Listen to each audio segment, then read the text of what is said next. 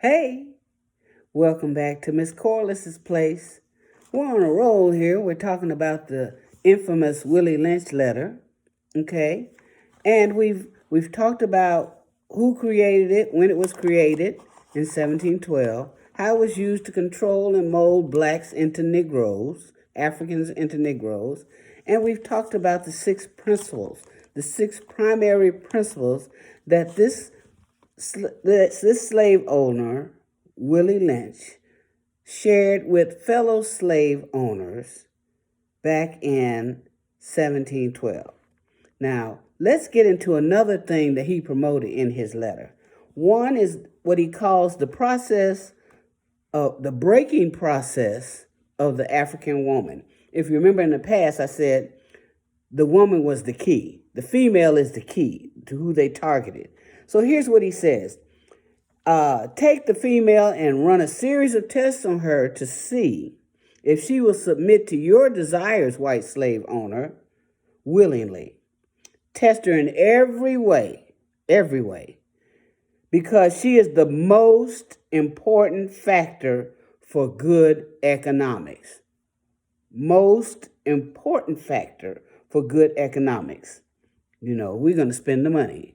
And if we can get her, we can get the money spent and the focus on where the money should be spent and how the money should be made all through her. And she's going to teach her babies.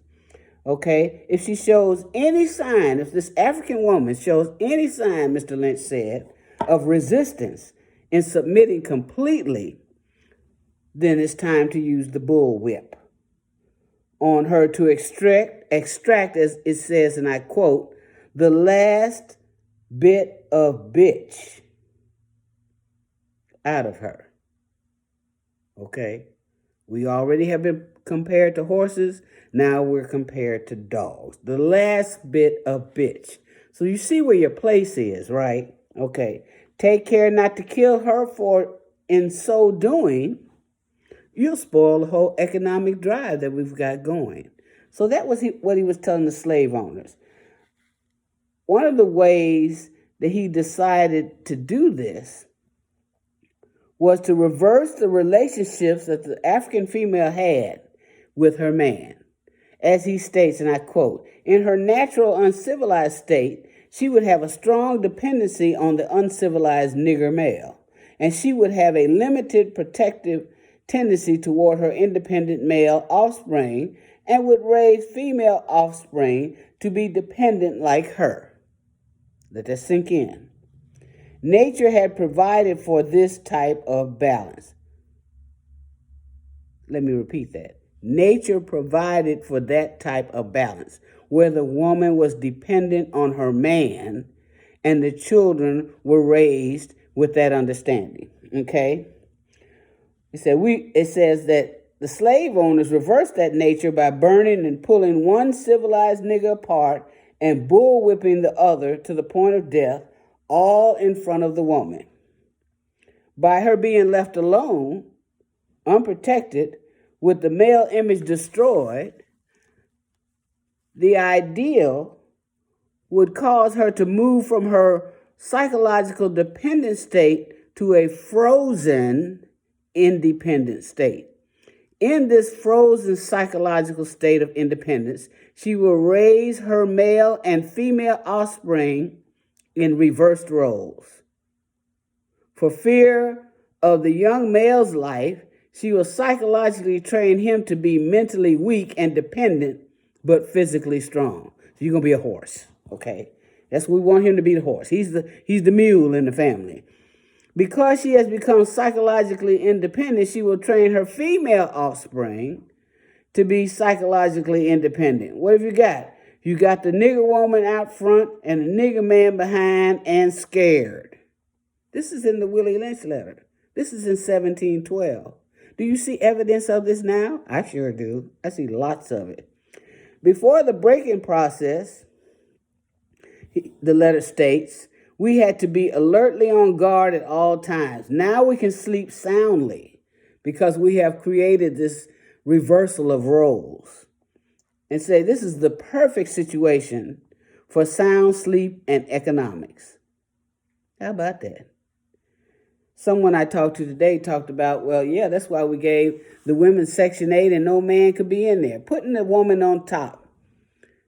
Of course, back in the beginning when I talked about the Willie Lynch letter, the three things he said that he was going to use and expand upon were three principles that would keep the blacks compliant: fear, distrust, and envy. I mean, you see it every day. We're afraid to do this, we don't trust each other, and we're envious of other people. And it has been perpetrated that this is how we should be. And so we can't advance because we still have been designed to feed the economic system of the slave owner.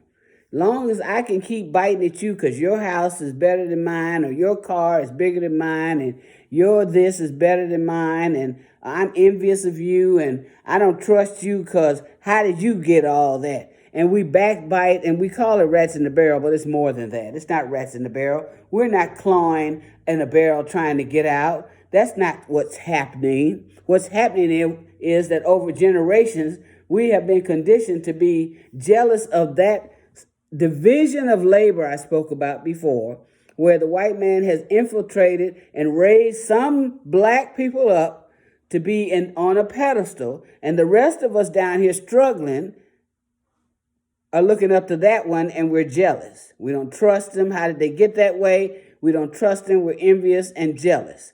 Okay? That's what's happening. We do it all the time. We see it all the time, and we keep buying into it.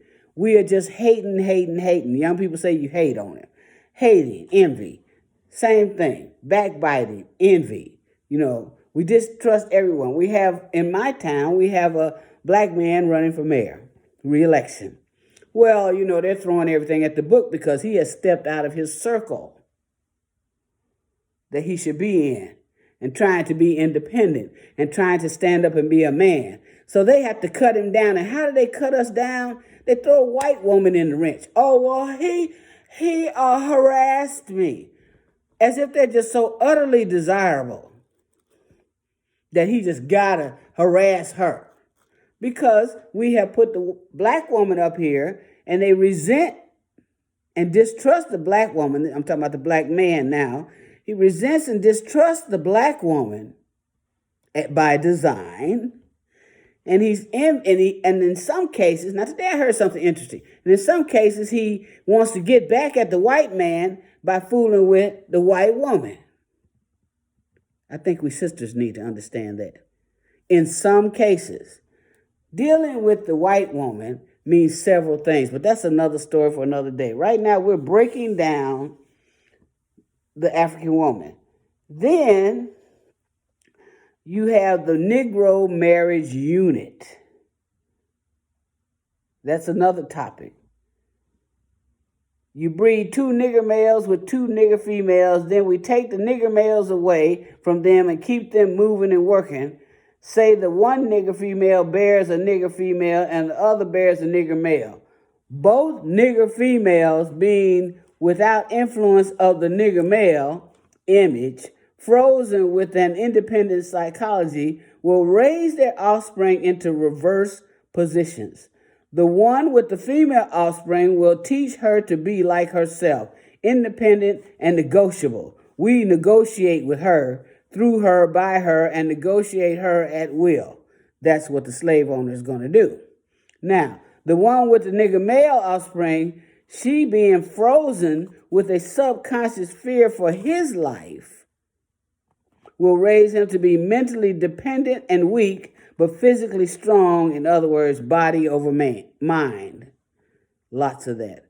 I'm going to try to keep these a little short, 10 minutes at most, so that we don't lose your attention, because we know when we start talking real talk, niggas get shut down. If I was talking bullshit and crap, you'd be here all day long. And if I was cutting down people like we want to do and fulfilling Willie Lynch's process, you would be happy to listen to me all night long. But I'm dispensing knowledge because you need to know. And I don't want to die and I haven't told you what I know.